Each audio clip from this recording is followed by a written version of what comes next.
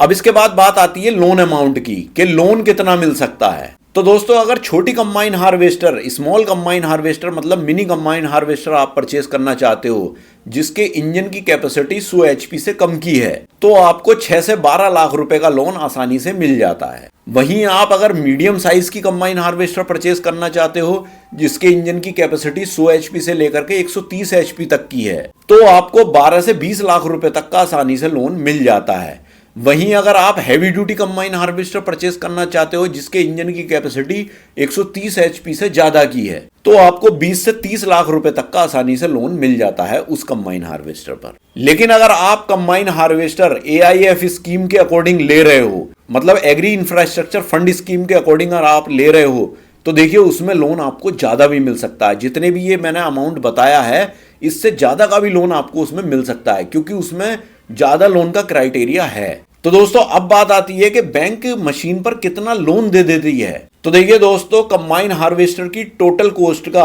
80 से 90% तक loan bank दे देती है। बाकी 10 से 20% जो मार्जिन मनी होती है वो आपको देनी होती है डाउन पेमेंट के तौर पर। अब मैं यहां आपको एक एग्जाम्पल के तौर पर ही बता दूं कि देखिए मान लीजिए अगर किसी कंबाइन हार्वेस्टर की कीमत 18 लाख रुपए की है, तो आपको जो बैंक उस पर लोन देगी वो 15 से 16 लाख रुपए तक का लोन आराम से दे देगी। तो दोस्तों ये तो हुई लोन अमाउंट की बात कि कितना तक लोन कंबाइन हार्वेस्टर पर दे देती है बैंक।